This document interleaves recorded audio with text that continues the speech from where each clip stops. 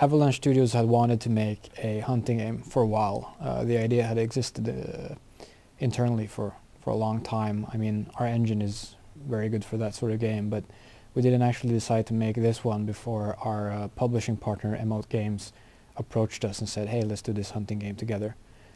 It is different from other hunting games. It's slow-paced. It's not, some sort of 3D version of Duck Hunt. The idea was to try to simulate real hunting as well as we possibly could. We've had to research animal behaviors, what kind of environments are relevant, weapons, all of this stuff to try to make it as authentic as possible. We've looked at weapons ballistics, what kind of weapons are used against what animals, how lesser weapons affect those same animals, what overpowered weapons would do to a smaller animal, that kind of research.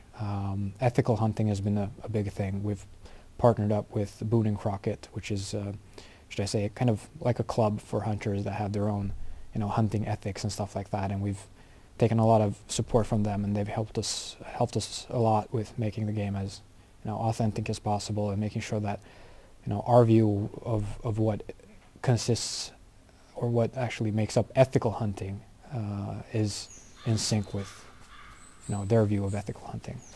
As we're simulating animal senses such as, sight and smell and hearing, the environment becomes very relevant. Sight, for instance, is the most obvious one. Our vegetation is very thick. We have very thick foliage, a lot of trees, lots of grass and stuff like that. And that means that, picking out the animals in that environment becomes a challenge in itself. But also, it works in both directions. So if you know the landscape well and you go about hunting the animals in the right way, you'll be able to use the environment to your advantage so that the animals in turn don't see you.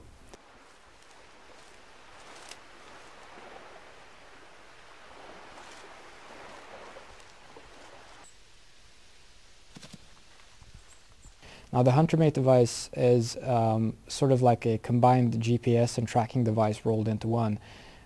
It is a bit sci-fi. I mean, it does have some magical skills. It can do some stuff that you can't really imagine an electronic device doing.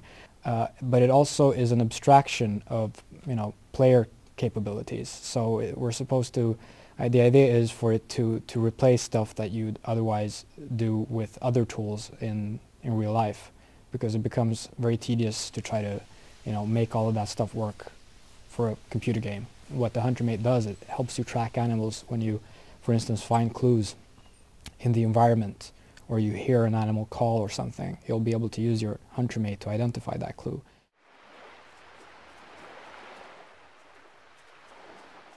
We take a lot of help from the hunting community and beta testers who are actually, good hunters, many of them. And ask them, like in their experience, which animal relies mostly on which sense.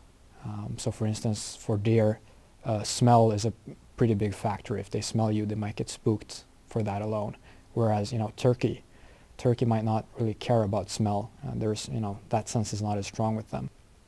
A big part of the immersion for many players is to be able to hunt in the environment they're used to, with the weapons they're used to using. The shotgun for the situations where that's appropriate, and we have the bolt action rifles and the lever action rifles, and even revolvers. Revolvers are big in America. Bows are in development, so a lot of people go bow hunting. And also, apart from that, we try to, have as much fun as possible with that stuff, because there are quite a bit of unorthodox weapons used in hunting sometimes, and we plan to, like, if we have time and resources for it, of course, we'll look into having as many different weapons as possible. So, as long as people keep playing the game and keep supporting us, we're going to keep adding stuff, try to make everyone happy.